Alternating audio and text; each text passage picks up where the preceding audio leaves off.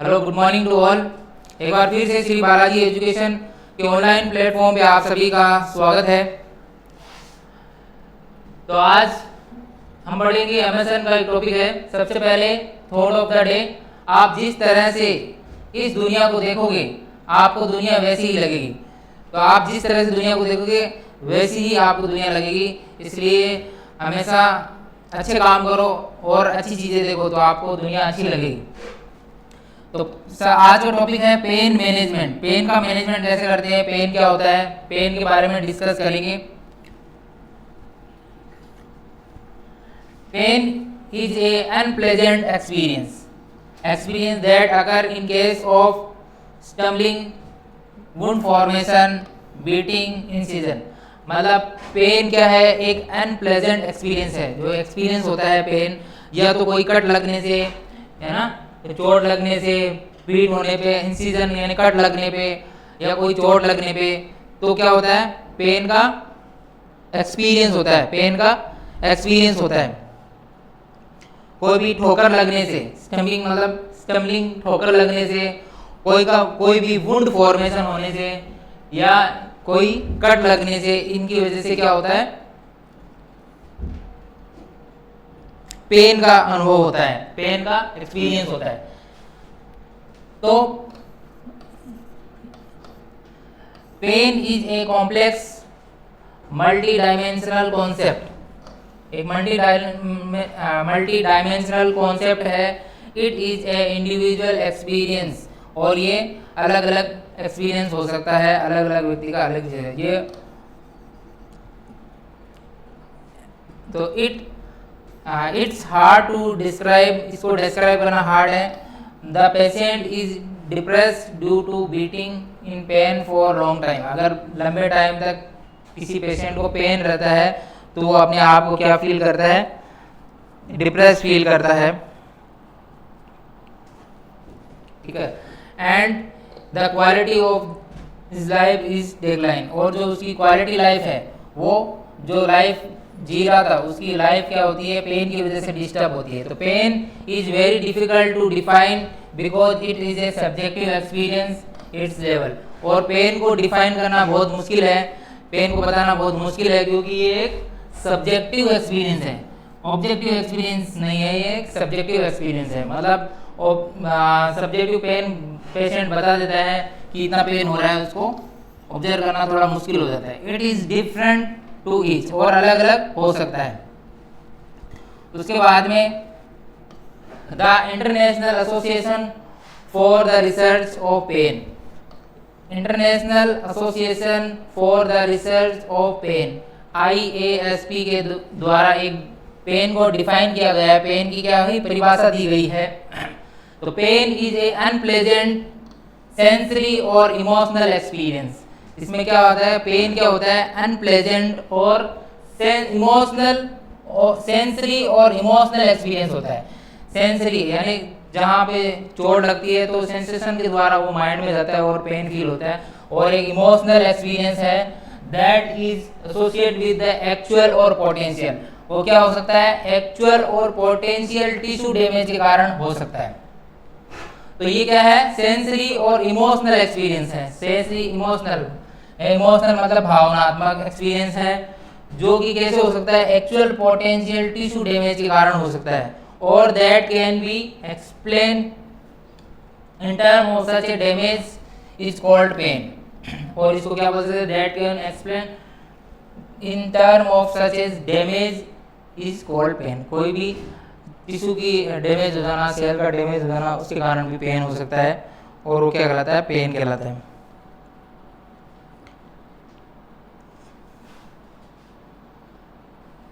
उसके बाद में टाइप ऑफ पेन, कितने टाइप के पेन होते हैं। तो ये सिंपल सी परिभाषा है जिसके अंदर क्या होता है, अनप्लेजेंट सेंसरी और इमोशनल एक्सपीरियंस होता है, कोई भी एक्चुअल और पोटेंशियल टिश्यू डैमेज के कारण। उसके बाद में टाइप ऑफ पेन, टाइप क्या होते हैं, दो टाइप के होते हैं। Pain has been classified in many way, अलग अलग तरीके से क्लासिफाई किया गया है पेन को। तो the basic classification of pain according to the duration of the pain, duration के अकॉर्डिंग, यानी कितनी ड्यूरेशन कितने टाइम तक रहता है उसके अकॉर्डिंग यह दो टाइप के हैं। ड्यूरेशन के अकॉर्डिंग यह दो टाइप के होते हैं। तो सबसे पहला है एक्यूट पेन और दूसरा है क्रोनिक पेन। जो एक्यूट पेन है तो शॉर्ट टर्म और सीवियर पेन होता है, मतलब थोड़े टाइम के लिए रहता है, शॉर्ट टर्म पेन होता है। और क्या होता है एक्यूट पेन, क्या होता है शॉर्ट टर्म के लिए, और सीवियर पेन होता है। उसके बाद में क्रोनिक पेन रहता है जो लॉन्ग टर्म पेन, लंबे टाइम तक रहता है। तो ये ड्यूरेशन के अकॉर्डिंग हो गया, कितनी ड्यूरेशन है उसके अकॉर्डिंग हो गया, यानी ये शॉर्ट टाइम के लिए रह रहा है इसलिए एक्यूट पेन, और ये लॉन्ग टाइम के लिए रह रहा है इसलिए क्रोनिक पेन। और ये शॉर्ट टाइम के लिए रहता है लेकिन इसमें सीवियर और जो पेन है वो सीवियर होता है, ठीक है। उसके बाद में पहला पढ़ते हैं एक्यूट पेन की क्या रहती है, ड्यूरेशन ऑन लेस रहती है। इसमें सबसे पहले पढ़ा था कि इसकी ड्यूरेशन कितनी रहती है, लेस रहती है, यानी कम रहती है, कम समय के लिए रहता है। और क्या रहता है, बहुत सीवियर हो सकता है, सीवियर पेन हो सकता है, कम समय के लिए सीवियर। डिजीज डायग्नोस और प्रोग्नोसिस इज पॉसिबल। और इसके अंदर क्या करते हैं, डिजीज के कारण पेन हो रहा है, जैसे अपेंडिसाइटिस के कारण पेन हो रहा है, तो उसे डायग्नोस किया जा सकता है, उसका क्या सकता है, निदान किया जा सकता है, पता लगाया जा सकता है ना, किस वजह से पेन हो रहा है, इसको डायग्नोसिस करना आसान है एक्यूट का। उसके बाद में use of pain relieving drugs. इसके अंदर अगर एक्यूट के अंदर अगर अपन पेन रिलीविंग ड्रग्स देते हैं, जैसे एनाल्जेसिक ड्रग्स देते हैं, एनाल्जेसिक ड्रग्स कौन कौन सी होती है, टेबलेट डाइक्लोफिनेक होती है, इंजेक्शन भी आता है, या आइबुप्रोफेन वगैरह कुछ भी हो सकते हैं। तो उसके कारण पेन क्या हो रहेगा, पेन वो टेबलेट देने पे कम हो जाएगा, उनके कारण क्या हो जाएगा, पेन कम हो जाएगा। पेन इज अगर आफ्टर ट्रीटमेंट, और pain is cure after treatment, treatment के बाद में इसे एक्यूट वाले को ट्रीट किया जा सकता है, मतलब ठीक हो जाता है, जैसे जैसे वो ट्रीटमेंट मिलता है तो वो ठीक हो जाता है। जैसे सिंपली किसी का देख लो अपेंडिक्स का पेन हो गया या एब्डोमेन पेन हो गया, अगर उसको थोड़ा टाइम डाइग्लो वगैरह इंजेक्शन देते हैं तो वो ठीक हो जाता है ना। या स्टोन का पेन हो गया, स्टोन निकल जाती है तो पेन कम हो जाता है, तो वो एक्यूट टाइम तक रहता है। एग्जाम्पल देखो, इसमें यहाँ एग्जाम्पल बताइए, कोलिक पेन रहता है, कोलन में अगर पेन रहता है, कोलिक पेन रहता है, तो वो अगर ट्रीटमेंट लिया तो ठीक हो जाता है। अपेंडिसाइटिस का पेन रहता है, अपेंडिक्स का पेन रहता है, अगर उसको ठीक कर दिया अपेंडिसाइटिस को तो ठीक हो जाता है पेन। अब है second number chronic pain. Chronic pain क्या होता है, तो क्रोनिक पेन जो लॉन्ग टर्म के लिए रहता है, यानी लंबे टाइम तक जो रहता है वो क्या कहलाता है, क्रोनिक पेन कहलाता है, जो लंबे टाइम तक रहता है, लॉन्ग टाइम तक रहता है। और ये कितने मंथ तक हो सकता है, ईयर तक होता है, कितने सालों तक चल सकता है, लंबे टाइम तक। जैसे किसी का बैक पेन हो रहा है, काफ़ी टाइम तक चलता है बैक पेन, या कोई लंबर पेन हो गया, या किसी के स्पाइन का पेन है, सर्वाइकल का पेन है, सर्वाइकल नेक का पेन है, वो लंबे टाइम तक चलता है, तो वो कई मंथ चल सकता है या ईयर चल सकता है।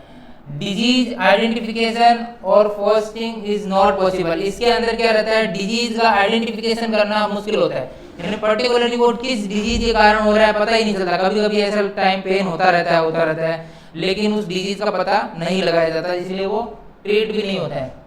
तो use of multiple method for treatment, इसके अंदर क्या है, मल्टीपल मेथड ट्रीटमेंट के लिए यूज में की जाती है। इसमें है जो मल्टीपल मेथड यूज में ली जाती है ट्रीटमेंट के लिए। तो कैसे, pain can be recure even after getting is cure after treatment.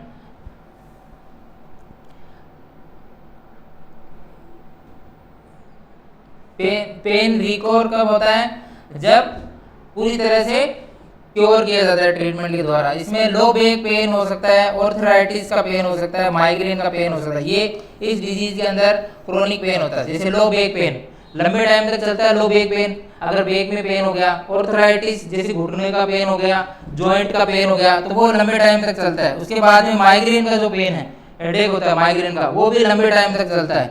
और उसके बाद में न्यूरोपैथिक पेन है, तो ये भी लंबे टाइम से चलता है। कोई भी नर्व का पेन हो रहा है किसी के नर्व इंजरी हो गई तो उसके कारण जो पेन हो रहा है वो भी लंबे टाइम तक चलता है।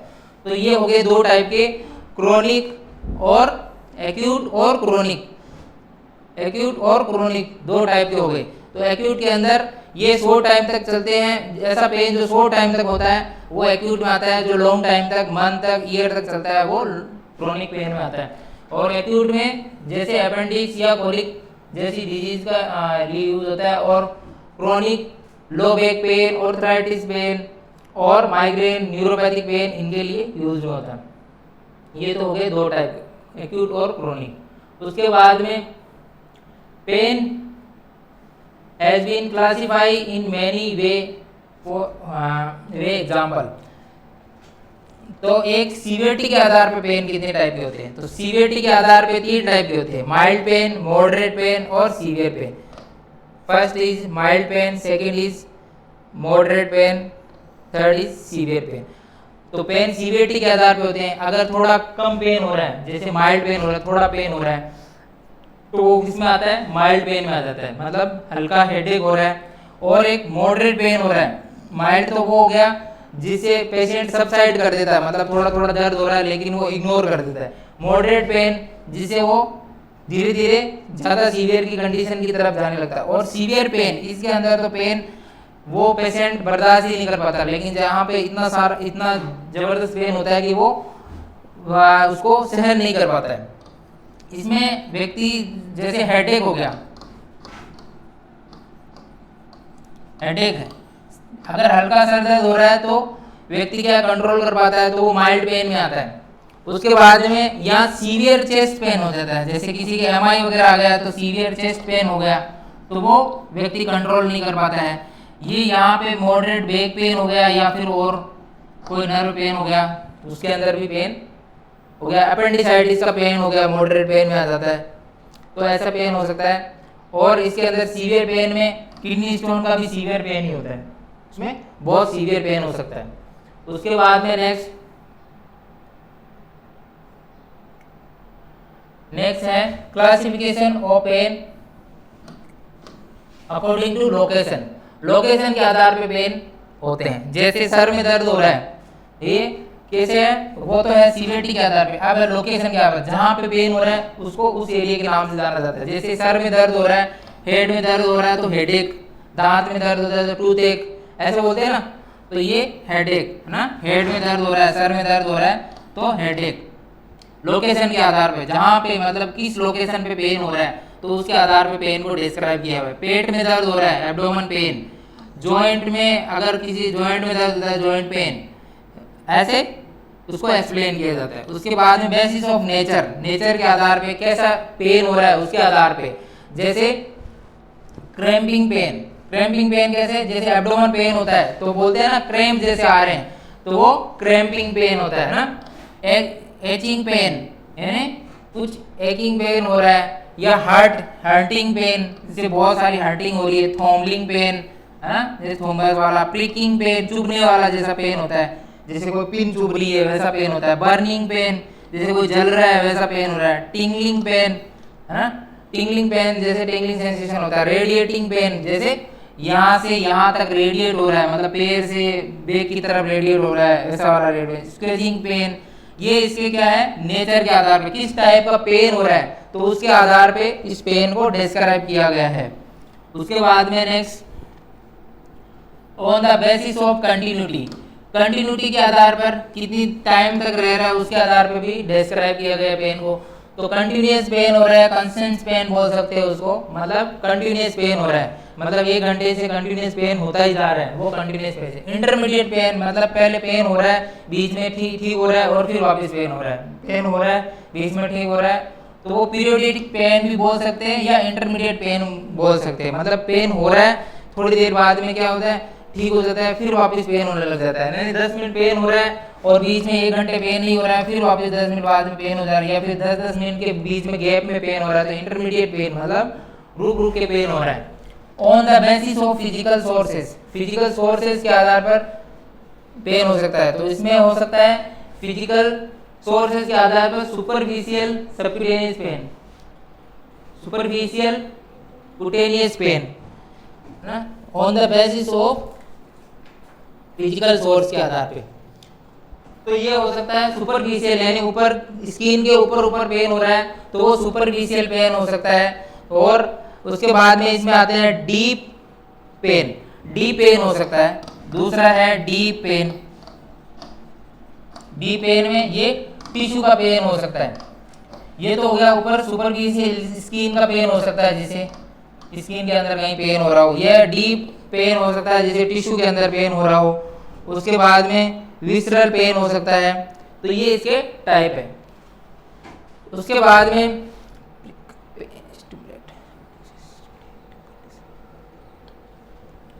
पेन कैसे होता है, उसके बाद में पढ़ते हैं अपन पेन कैसे होता है। पेन कैसे होता है, अगर कोई पेन कैसे होता है, कैसे स्टिमुलेशन होता है, मतलब कैसे फील होता है कि पेन हो रहा है। तो सबसे पहले जैसे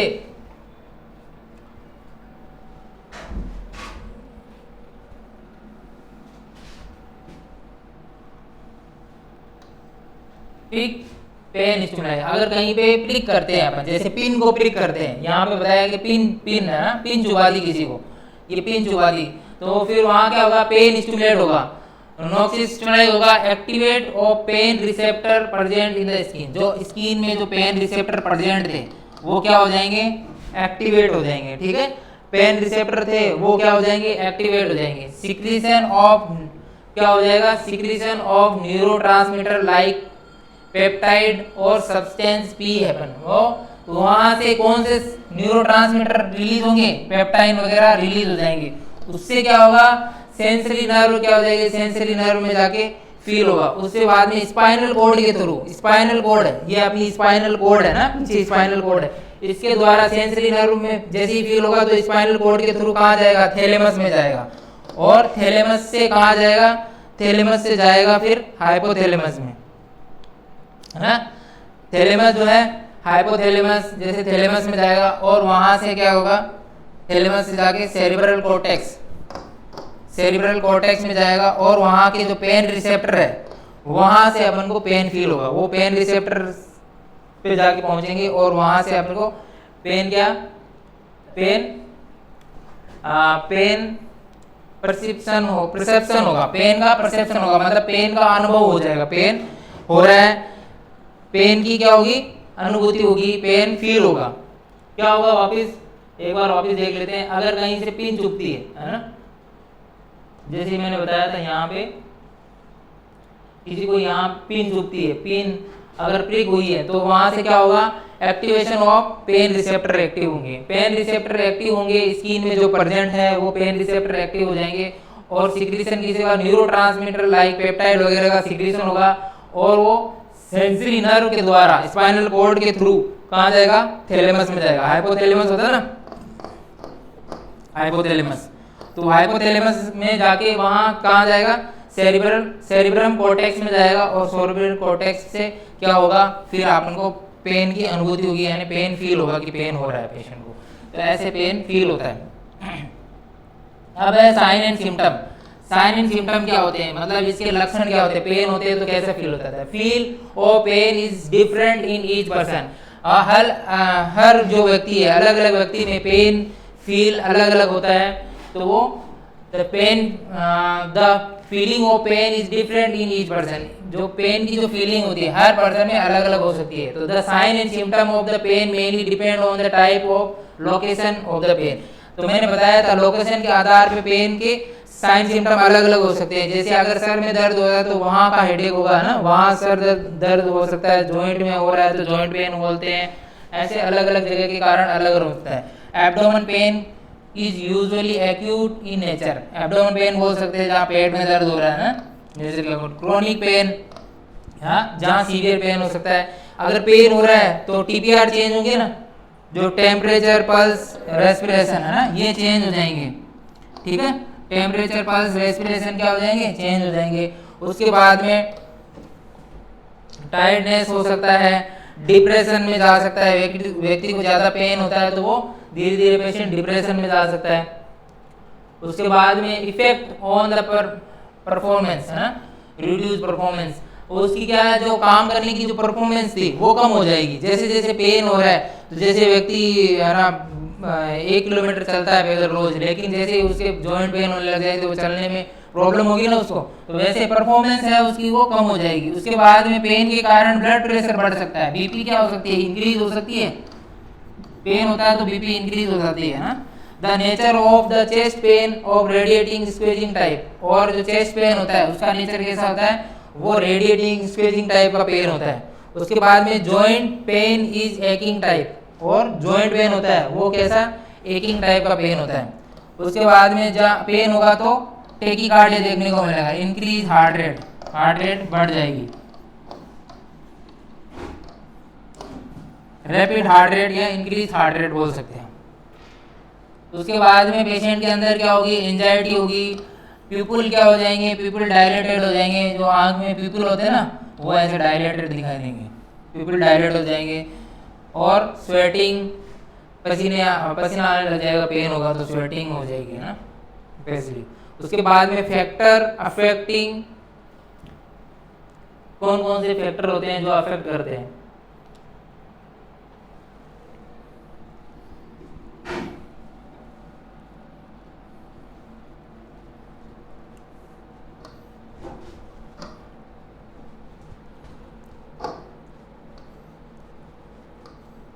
factor affecting intensity of and nature of pain. वो फैक्टर अफेक्टिंग क्या कारक है जो प्रभावित करते हैं पेन को, है ना। तो patient response pain is very individual and this variation in each person depend on the following factor, factor के अकॉर्डिंग उनमें पेन हो सकते हैं। फिजियोलॉजिकल और बायोलॉजिकल फैक्टर, सबसे पहला तो एज के अकॉर्डिंग, है ना। सबसे पहला जो है एज है, सबसे पहला क्या है, एज है। एज के अकॉर्डिंग पेन हो सकता है, जो बच्चों को ज़्यादा पेन फील होता है, बूढ़े हैं उनको ज़्यादा पेन फील होता है, लेकिन जो एडल्ट व्यक्ति है वो ज़्यादा सहन कर सकते हैं, पेन कम फील होता है उन्हें, ठीक है। उसके बाद में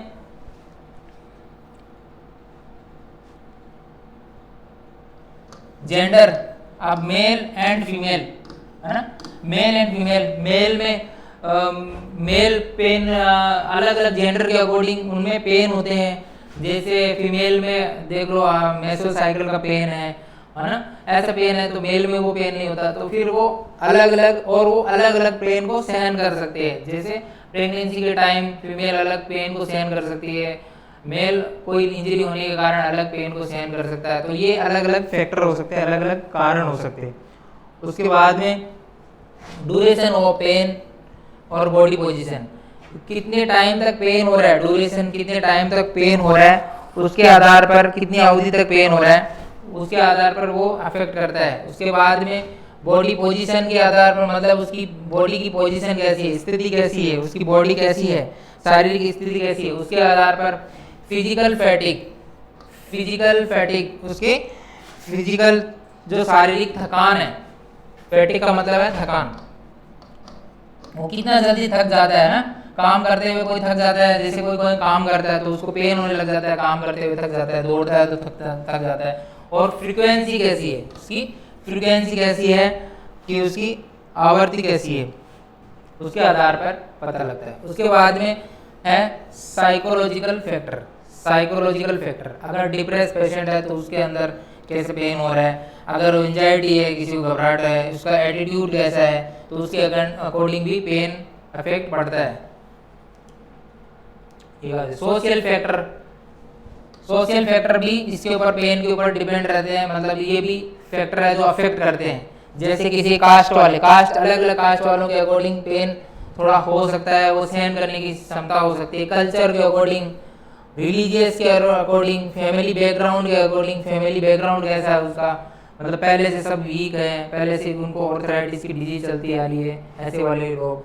प्रोफेशनल रोल, प्रोफेशनल कैसा काम कर रहा है, हाँ, उसकी स्टैंडिंग पोजीशन कैसी है, सिटिंग पोजीशन कैसी है, कैसा काम कर रहा है, लेबर का काम कर रहा है या फिर कोई बैठे बैठे कंप्यूटर का काम कर रहा है, तो उसके अकॉर्डिंग अलग अलग पेन हो सकते हैं। जैसे कंप्यूटर प्रोफेशनल के अंदर जैसे आ गया कोई कंप्यूटर चलाने वाला व्यक्ति है ना, जो उन कंप्यूटर के सामने बैठा रहता है, क्लर्क वगैरह हो गए, तो उनके क्या है, सर्वाइकल पेन होने के चांसेस है, यहाँ पे फिंगर वगैरह ये रिस्ट का पेन होने के चांसेस है, या फिर जो पेशेंट लेबर वगैरह है तो उनके बैक पेन होने के चांसेस है ज़्यादा वेट उठाने के कारण। जैसा जैसा काम है तो उसके अकॉर्डिंग वैसा पेन हो सकता है।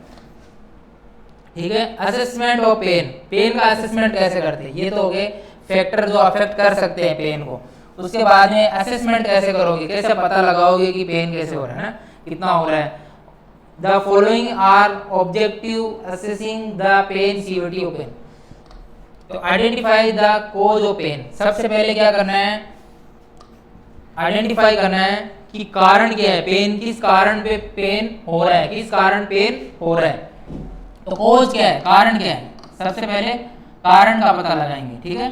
सबसे पहले कारण का पता है, तो identify the cause of pain, the to touch to understand patient perception. तो क्या करेंगे, समझेंगे पेशेंट के परसेप्शन को। उसके बाद में to know feature of pain, pain का फीचर कैसा है। To apply the pain relief techniques effectively, और पेन रिलीफ टेक्निक्स प्रोवाइड करने पे पेन कम हो रहा है कि क्या हो रहा है। To apply the pain relief techniques. The nurse can be assess pain two way, दो वे में नर्स पेन को पता लगा सकती है कि पेन कैसे हो। तो सबसे पहला है हिस्ट्री कलेक्शन, हिस्ट्री कलेक्शन के द्वारा जो मैंने बताया था पेन कैसे हो सकता है। तो पेन का असेसमेंट करने के लिए पढ़ा चुका हूं मैं, असेसमेंट कैसे करते हैं पेन का। असेसमेंट एक तो होता है सब्जेक्टिव डाटा, एक होता है ऑब्जेक्टिव डाटा, है ना, ठीक है। एक सब्जेक्टिव डाटा, एक होता है ऑब्जेक्टिव डाटा। ऑब्जेक्टिव डाटा में ऑब्जर्व करते हैं, सब्जेक्टिव डाटा में पेशेंट से पूछते हैं। तो ये पहले पूछेंगे पेशेंट से, हिस्ट्री कलेक्ट करेंगे। तो where are you having pain, कहाँ पेन हो रहा है ना। Where are you having pain, सबसे पहले ये क्वेश्चन करेंगे। उसके बाद में does the pain spread to other part of the body, क्या पेन दूसरे पार्ट में स्प्रेड हो रहा है, मतलब कहाँ पेन हो रहा है। सबसे पहले पेन कहाँ हो रहा है ना, ये पता लगाएंगे। आपको दर्द कहाँ हो रहा है, ये आपको दर्द कहाँ हो रहा है, तो वो बताएगा एब्डोमेन पेन हो रहा है, सर में हो रहा है, जॉइंट में हो रहा है, बैक में हो रहा है। तो ये पहला क्वेश्चन हो जाएगा, ठीक है। उसके बाद में does the pain spread to other part of the body, यानी पेन कहाँ से कहाँ तक जा रहा है, क्या दर्द शरीर के अन्य भागों में फैलता है। मतलब पेन जैसे बैक में दर्द हो रहा है तो बैक से दर्द होता है, सर में यहाँ दर्द होता है, या फिर यहाँ बैक से होते होते यहाँ की तरफ आ रहा है दर्द, कैसा पेन हो रहा है, कि कोई दूसरे भाग में फैल रहा है, पेन हो रहा है कि नहीं हो रहा है। When did the pain start, कब पेन स्टार्ट हो रहा है ना, कब पेन का आरंभ हो रहा है। द मॉर्निंग में ज़्यादा होता है, इवनिंग में ज़्यादा होता है, कब हो रहा है, कितने घंटे में हो रहा है। How much the pain is causing, मतलब कितने टाइम तक पेन हो रहा है, ठीक है। उसके बाद में इसमें कितना कष्ट हो रहा है ना, कितना कष्ट हो रहा है, कितना कष्ट हो रहा है। Indicate the number of scale given below the face, एक फेस रेटिंग स्केल होती है जिसमें नंबर लिखे रहते हैं 1 2 3 4 5 6 7 8 9 10। अब पेशेंट को पूछते हैं कि है ना कितना पेन हो रहा है, 1 से लेकर 10 तक, मतलब 4 जितना पेन हो रहा है, 5 जितना पेन हो रहा है, 6 जितना पेन हो रहा है। तो फेस रेटिंग के स्केल के हिसाब से पूछ सकते हैं, वो आगे मैं बताऊंगा पेन। उसके बाद में हाउ डज इट फील, कैसा वो फील कर रहा है पेन होते time, how does it feel, वो कैसा अनुभव करता है। क्या जलन झुंझुनी पीड़ा होती है, ऐसा मतलब बर्निंग सेंसेशन जैसा होता है, उसको जलन जैसा हो रहा है ना। How does it feel, it's the burning sensation of pain, मतलब बर्निंग जैसा, जलने जैसा पेन हो रहा है कि नहीं हो रहा है। It is so fast and slow, या फास्ट, कैसा हो रहा है, स्लो हो रहा है या फास्ट हो रहा है, उसको पूछेंगे स्लो हो रहा है या फास्ट हो रहा है, या जल रहा है या सेंसिंग वाला पेन हो रहा है। डज इट हैपन कंटिन्यूसली और नेवर, मतलब कंटिन्यूसली हो रहा है या नेवर, मतलब नहीं हो रहा है, तो वो भी पता करेंगे ये इट। उसके बाद में पूछेंगे is the pain is worse at the particular time of day, मतलब मॉर्निंग में ज़्यादा हो रहा है कि इवनिंग में टाइम हो रहा है, या पर्टिकुलर टाइम, जैसे किसी को 10 बजे पेन है ना, पर्टिकुलर टाइम की 10 बजे पेन होता है, या फिर किसी चीज़ को मॉर्निंग में होता है, सुबह सुबह होता है, किसी चीज़ को इवनिंग शाम को हो रहा है, तो वो पूछेंगे कब हो रहा है। What reduce pain does get relief medicine, अगर मेडिसिन लेने से क्या उसको पेन कम हो रहा है, फील कम हो रहा है, तो वो पता करेंगे।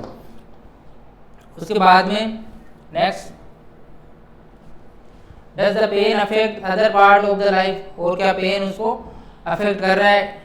Does it cause difficulty in sleeping और ईटिंग, और उसे क्या वो उसे सोने में प्रॉब्लम कर रहा है, ऐसा पेन हो रहा है जिससे वो सोने नहीं देता है ना, कभी कभी ऐसा पेन होता है ना जिससे नींद नहीं आती है, स्लीपिंग प्रॉब्लम आ रही है, या फिर ईटिंग की कोई प्रॉब्लम आ रही है, खाने में प्रॉब्लम हो रही है, एब्डोमेन पेन हो रहा है तो वो खा नहीं पा रहा है जैसे, तो ये देखने को मिल सकता है।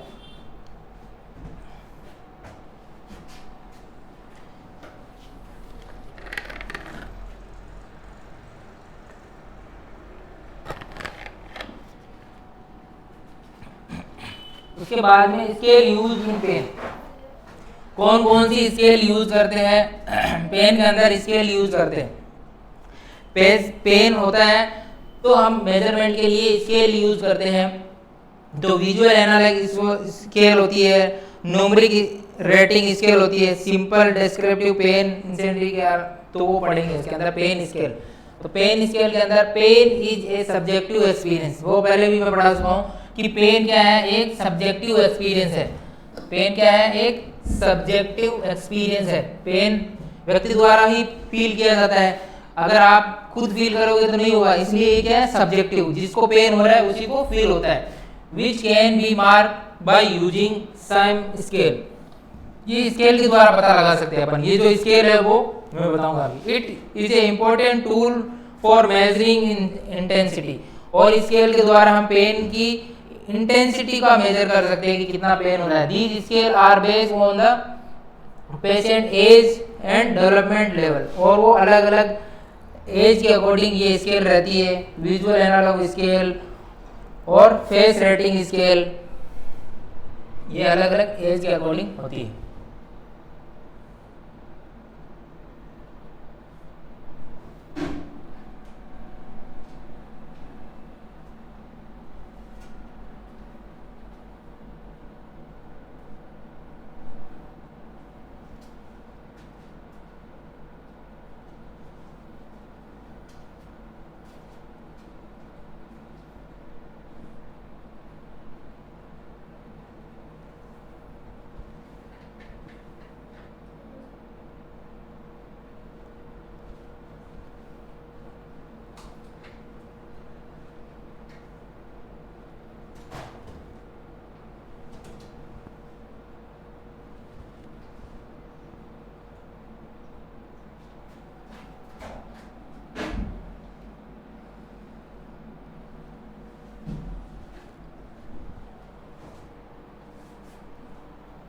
तो सबसे पहले विजुअल एनालॉग स्केल, ये विजुअल एनालॉग स्केल है, दोज नंबर फ्रॉम 0 to 10। इसके अंदर यहाँ पे देखो नो पेन, यहाँ सबसे पहले नो पेन, तो यहाँ होता है 0, यहाँ होता है 0, तो यहाँ 1 2 3 4 5 6 7 8 9 10। तो इस तरह से पेन को हम डिस्क्राइब कर सकते हैं। इसमें 0 से लेके 10 तक एक स्केल होती है, जो intensity, location, onset, duration, variation और क्वालिटी इसके अकॉर्डिंग होती है। पेशेंट अबाउट देयर पेन, अब पेशेंट को हम पूछ सकते हैं कि कितना पेन हो रहा है आपको 1 से लेके 10 तक, तो आप पेशेंट बताएगा मुझे 4 तक, लगभग 4 जितना पेन हो रहा है, मतलब तो वो डिस्ट्रेटिंग पेन हो सकता है, मतलब इतना सीवियर पेन हो रहा है। पेशेंट बोले अगर पेशेंट को 0 यहाँ फील हो रहा है तो मतलब पेशेंट को पेन नहीं हो रहा है, अगर 1 पेन हो रहा है तो मतलब थोड़ा सा पेन हो रहा है, यहाँ मॉडरेट पेन होता है, यहाँ अनप्लेजेंट मतलब अनबियरेबल पेन है, मतलब वो मतलब बहुत ज़्यादा सीवियर पेन होता है, तब 10 का जो है 10 नंबर दिया जाता है। सीवियर पेन हो, अनबियरेबल पेन हो, मतलब सहन करने वाला नहीं हो, जितना सहन करने वाला पेन नहीं हो तो उसके अकॉर्डिंग हो सकता है। अब है इसके बाद में फेस रेटिंग स्केल, उसका फेस देख के हम पता लगा सकते हैं। फेस, अगर फेस ऐसे स्माइल करता हुआ फेस हो, ऐसे स्माइल करता हुआ फेस हो तो मतलब नो हर्ट, मतलब नहीं, उसको कुछ पेन नहीं हो रहा है ना। और अगर ऐसा फेस हो, हल्की स्माइल थोड़ी कम हो गई है पेशेंट की, तो हर्ट लिटिल बिट, थोड़ा बहुत पेन हो रहा है। अगर वो बिल्कुल स्माइल नहीं है, सीधा ऐसा है, तो वो क्या है, हर्ट लिटिल मोर, थोड़ा और ज़्यादा पेन हो रहा है। उसके बाद में अगर फेस थोड़ा सा ऐसे हो जाए, सैड जैसा देखे, तो ही हर्ट इवन मोर, ये थोड़ा ज़्यादा पेन हो रहा है, मतलब 3 रेटिंग स्केल देंगे इसको। और ये लोड पेन, मतलब थोड़ा ज़्यादा हो रहा है और एकदम उदास सा हो गया है, और जिसमें पेशेंट रोने लग जाता है, जिसमें पेशेंट के एकदम आंसू आने लग जाते हैं, तो वो हर्ट वर्स्ट पेन हो सकता है, सीवियर पेन हो सकता है। तो इसमें दो स्केल है, एक तो विजुअल एनालॉग स्केल और एक होती है फेस पेन रेटिंग स्केल। इसके द्वारा हम पेन का मैनेजमेंट करना, मतलब पेन का पता लगा सकते हैं। उसके बाद में एक और स्केल है, जैसे ये भी सेम ही स्केल है, इसमें नंबर ज़्यादा है, विजुअल एनालॉग स्केल है ना।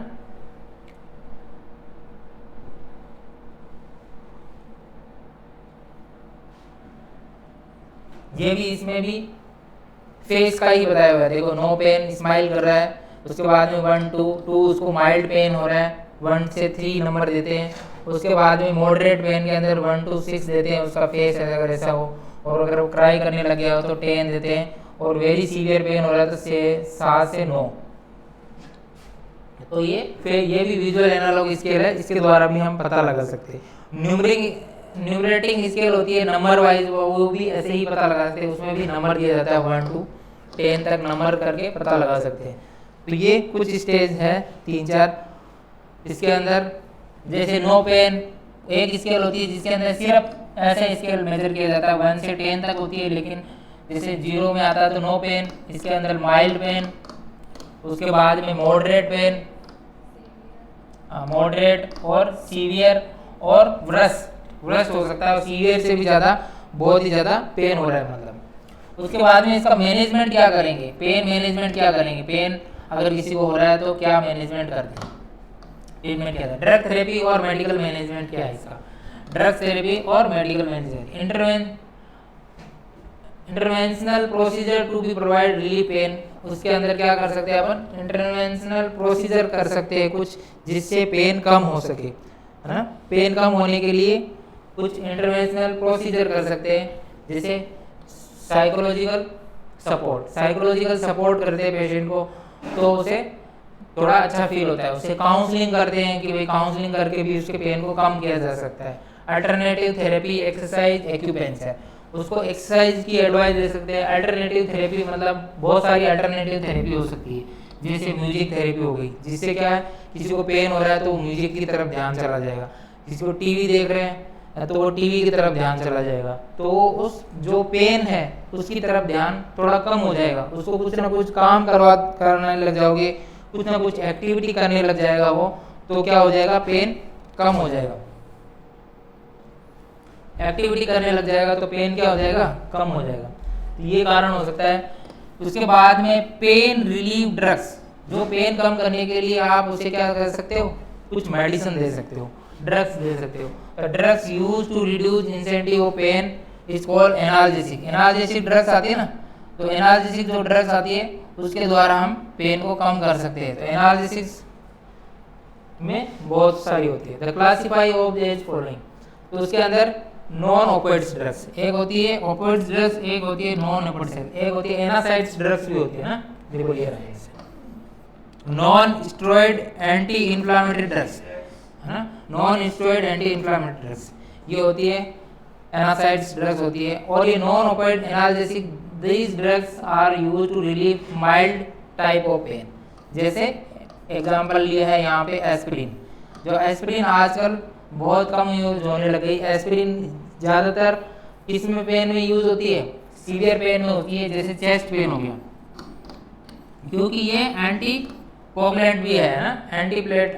ये क्या कर देती है, एस्पिरिन जो ब्लड है, ब्लड को क्या कर देती है, पतला कर देती है।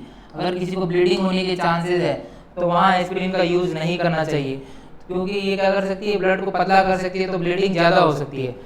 तो ये अगर किसी को सीवियर चेस्ट पेन हो रहा हो, या कोई ब्लड या थ्रोम्बस का फॉर्मेशन हो रहा हो, या कोई ओकलजन आ गया हो, तो वहाँ एस्पिरिन का यूज करना चाहिए। NSAIDs, these are use for peptic ulcer. NSAID कहाँ पे यूज करते हैं, किसी को अगर पेशेंट को पेप्टिक अल्सर है, किडनी की प्रॉब्लम है, अगर किडनी की प्रॉब्लम में क्या हो सकती है, स्टोन वगैरह हो सकती है, पथरी वगैरह ना, स्टोन।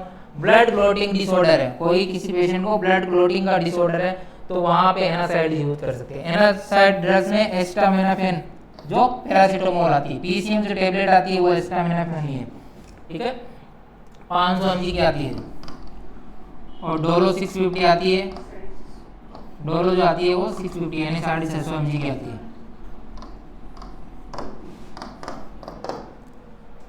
ये भी पैरासीटामोल ही है ना, ये भी पैरासीटामोल ही है, लेकिन ये तो है कंटेंट नेम और ये ब्रांड नेम।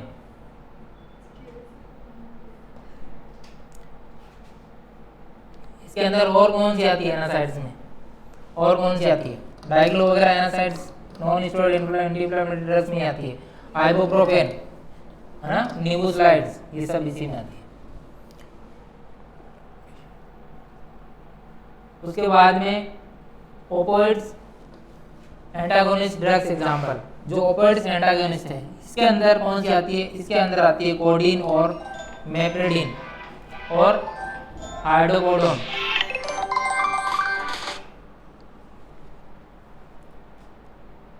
इसके अंदर कोडीन वगैरह यूज होती है ना, इसके अंदर कोडीन, मेप्रिकोडीन, हाइड्रोकोडीन, ये कब यूज में होती है? ये भी पेन किलर है ना, ये भी अगर एब्डोमेन पेन हो, पेनक्रियाटिक पेन हो, उनके कारण उनमें यूज में ली जाती है ज़्यादा। उसके बाद में ओपोइड ड्रग्स आती है। ओपोइड ड्रग्स वो आती है जो सीवियर पेन में, सीवियर पेन होता है वहाँ पे यूज में की जाती है, जैसे मॉर्फिन सल्फेट। मॉर्फिन सल्फेट कहाँ सीवियर पेन होता है तभी यूज करते हैं ना, मॉर्फिन सल्फेट, मॉर्फिन की टैबलेट देते हैं ना, हाइड्रोमॉर्फिन, मॉर्फिन, मेथाडोन, ये जो टैबलेट हैं, ये इंजेक्शन है जो भी है, ये सीवियर पेन होता है तब यूज में लेते हैं। उसके बाद में को analgesic adjustment along with the drugs, other drugs adjustment are so required. These are antidepressant, anticonvulsant और corticosteroid। ये कुछ ड्रग्स भी साथ में दे सकते हैं पेन के साथ में। कौन सी? एंटी डिप्रेसेंट है ना, जो डिप्रेशन को कम करती है। अगर पेशेंट को डिप्रेशन वगैरह है तो वो एंटी डिप्रेसेंट ड्रग्स वगैरह दे सकते हैं साथ में। एंटी कन्वर्जेंट, जहाँ कन्वर्जन आते हो, दोहरे आते हो, तो उन वाले पेशेंट को एंटी कन्वर्जन ड्रग्स आती है। कॉर्टिकोस्टेरॉइड है, जो स्टेरॉइड की ड्रग्स आती है, हाइड्रोकोर्टिसोन, बीटामेथासोन, डेक्सामेथासोन, ये वाले ड्रग्स भी यूज में कर सकते हैं इनके साथ में यूज। उसके बाद में anaesthetic agent to use in case of severe pain. तो अगर बहुत ही ज़्यादा सीवियर पेन हो रहा है तो एनेस्थेटिक यूज कर सकते हैं। एनेस्थेटिक जो सुन कर देते हैं, सेंसरी परसेप्शन को खत्म कर देते हैं, तो एनेस्थेटिक्स में जाइलोकेन वगैरह होते हैं ना, जाइलोकेन, लिडोकेन, ये कुछ इंजेक्शन आते हैं ना, हाँ, तो वो क्या करते हैं, वो सेंसेशन को खत्म कर देते हैं, पेन ही नहीं होता, जैसे सर्जरी वगैरह में यूज में होते हैं। उसके बाद में nurse role in pain relief. Nurse का क्या रोल है? नर्स क्या कर सकती है? There are 3 major nursing task for pain relief. सबसे पहले assessing the intensity of pain and performing the doctor. ये इंटेंसिटी ऑफ पेन, पेन की इंटेंसिटी कितनी है वो असेस करना नर्स का सबसे पहला काम है।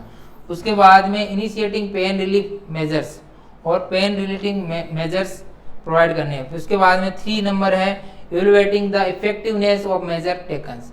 क्या इफेक्टिवनेस और इवेलुएशन किया नर्स ने, ये 3 रोल है। उसके बाद में the main task of nurse pain relief is assess the patient pen eight the right time, provide analgesic drugs. सबसे पहले क्या करना है कि पेन रिलीफ असेस किया, पेन नर्स ने क्या किया, पेन रिलीफ टू असेस किया। उसके बाद में the patient pain right time at the right time and provide analgesic, उसे टाइम पे एनाल्जेसिक प्रोवाइड कर दी, उसका पेन असेस किया और उसके टाइम पर एनाल्जेसिक टेबलेट दे दी। रेगुलर असेसमेंट, उसके बाद में पेशेंट का रेगुलर असेसमेंट कर रहे हैं कि नहीं कर रहे हैं, कि पेन कम हो रहा है कि नहीं हो रहा है, वैसे ही पेन हो रहा है। Of the patient should be done after giving the medicine. Medicine देने के बाद में उसका पेन कम हो रहा है कि नहीं हो रहा है, ये इसका रेगुलर असेसमेंट कर रही है कि नहीं कर रही है। To check allergic and effectiveness of the drugs.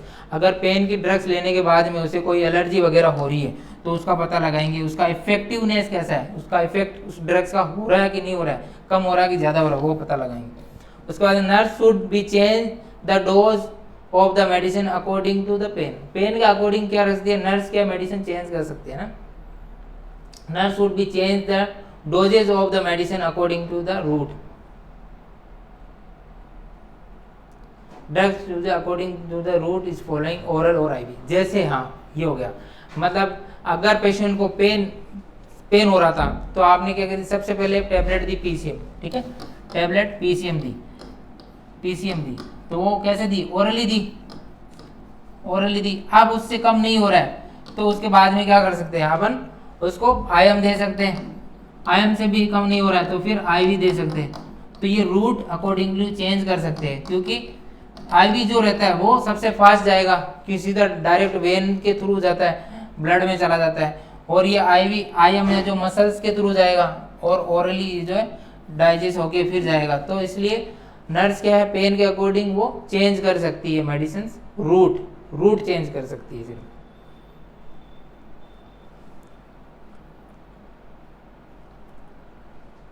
उसके बाद pain relief opioid analgesic should be use only when pain is very intensive because their use for long time increase is possibility to addictions.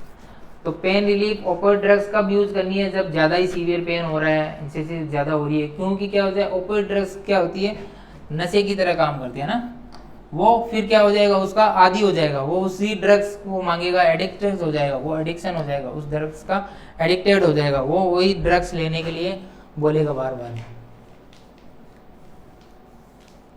उसके addiction की संभावना बढ़ती है। The nurse use the pain ladder recommended by WHO। Pain ladder एक scale होती है, उसके अंदर WHO के अकॉर्डिंग उसका यूज करना चाहिए। तो इसके अकॉर्डिंग क्या होता है, सबसे पहले एनासाइड्स जो ड्रग्स होती है उसका यूज करना चाहिए। सबसे पहले स्टेप फर्स्ट में क्या होती है, एनासाइड,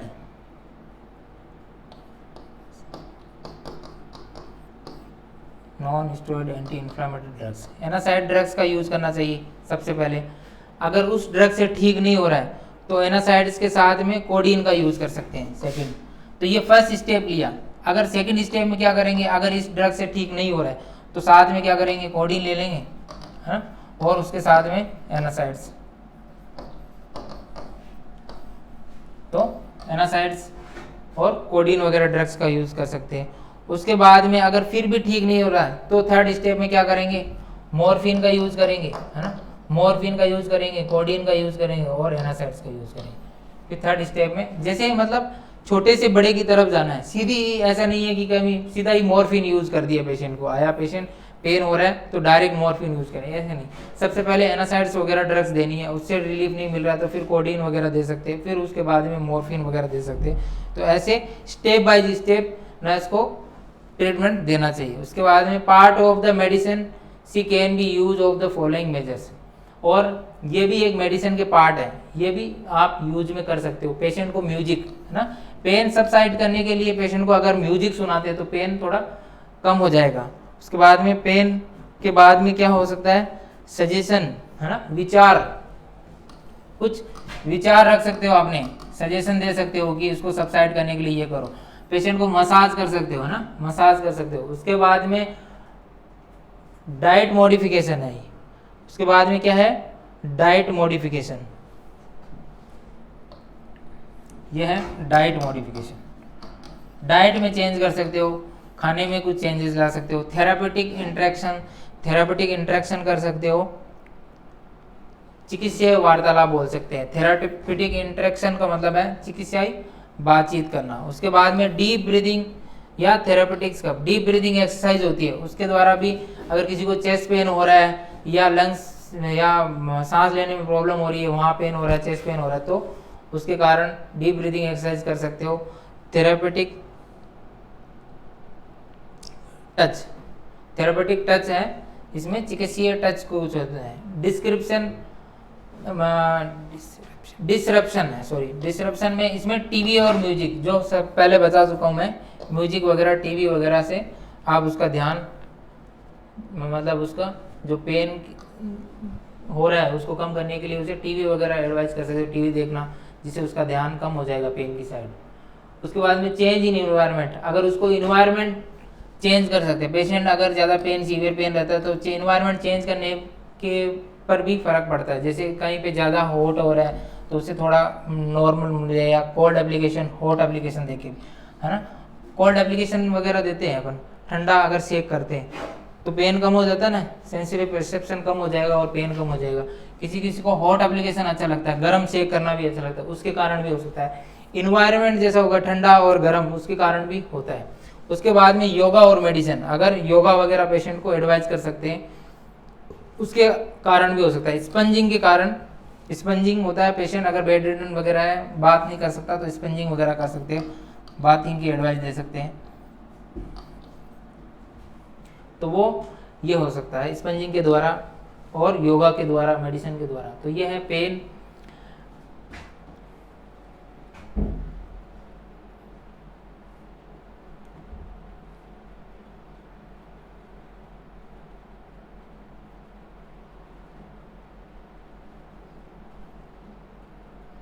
पेन क्या होता है? एक अनप्लेजेंट एक्सपीरियंस होता है।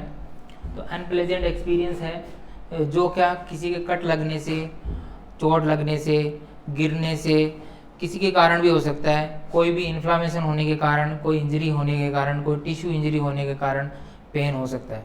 तो ये में बहुत सारे रीज़न हैं उनके कारण पेन हो सकता है। उसके बाद में पेन की एक डेफिनेशन दी थी IASP, international association for research of pain. इन्होंने एक डेफिनेशन दी थी कि पेन अनप्लेजेंट सेंसरी और इमोशनल एक्सपीरियंस है।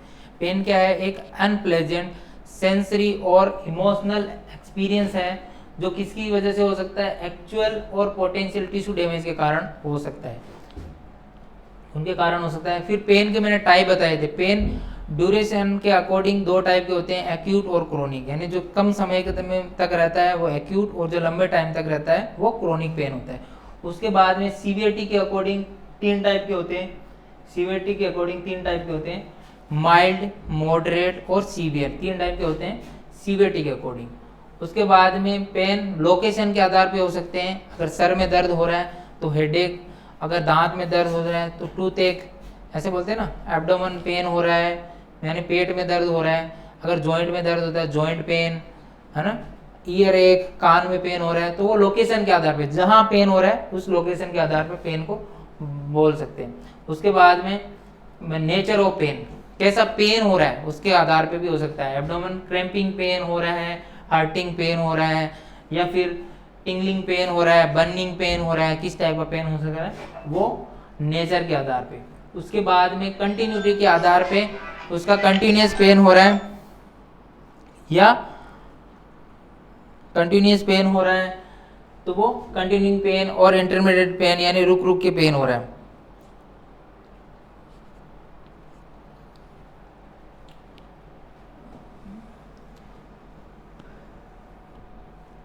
अब पेन को क्या करते हैं, पेन को कैसे, सिम्टम क्या क्या होते हैं। पेन अगर होगा तो सबसे पहले TPR चेंजेस देखने को मिलेंगे उसका। अगर पेन होता है तो अपने आप BP बढ़ जाती है, और टेम्परेचर, किसी को पेन होने के कारण बुखार आ जाती है, पल्स रेट तेज हो जाती है, रेस्पिरेशन तेज हो जाती है। तो ये कुछ सिम्टम देखने को मिल सकते हैं। एक्यूट और क्रोनिक के अंदर अलग अलग हो सकता है। एक्यूट में मैंने बताया था थोड़े टाइम तक होता है, और क्रोनिक में लंबे टाइम तक होता है, तो उनके सिम्टम भी अलग अलग हो सकते हैं। एब्डोमेन पेन में अलग सिम्टम आ सकते हैं, सर पेट दर्द हो जाएगा, तो वो कहाँ पे हो रहा है, लोकेशन के आधार भी अलग अलग टाइप के पेन हो सकते हैं। ये इसके साइन एंड सिम्टम है। उसके बाद में इसमें क्या फैक्टर क्या अफेक्ट करेंगे, यानी फैक्टर किस किस प्रभावित करने वाले कारक क्या हो सकते हैं। प्रभावित करने वाले कारक क्या होंगे, इसमें एज हो सकता है, सेक्स हो सकता है ना। उसमें बच्चे की एज के अकॉर्डिंग हो सकता है, सेक्स के अकॉर्डिंग हो सकता है, कहाँ पे पेन हो रहा है उसके अकॉर्डिंग हो सकता है। साइकोलॉजिकल फैक्टर हो सकते हैं, डिप्रेशन वगैरह, एंजाइटी वगैरह। सोशल फैक्टर में आएंगे, family background, professional role, culture, caste वगैरह आएंगे। अब असेसमेंट कैसे करोगे, पेन का असेसमेंट करने के लिए मैंने बताया था हिस्ट्री कलेक्शन सबसे इंपॉर्टेंट है। हिस्ट्री कलेक्शन दो तरीके से कर सकते हैं, फेस रेटिंग स्केल से कर सकते हैं या हिस्ट्री कलेक्शन के द्वारा।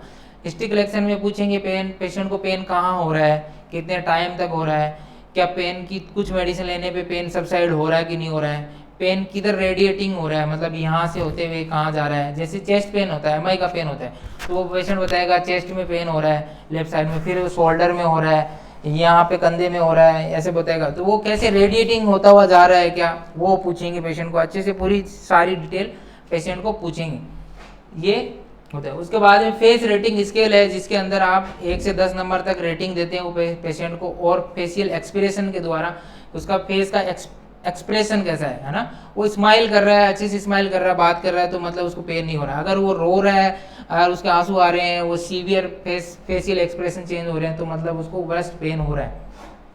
और उसके बाद में मेडिसिन के अंदर क्या क्या देते हैं, मेडिसिन के अंदर जो है वो एनाल्जेसिक्स मेडिसिन दे सकते हैं। एनाल्जेसिक्स के अंदर सबसे पहले एनासाइड्स मतलब ड्रग्स वगैरह देनी चाहिए।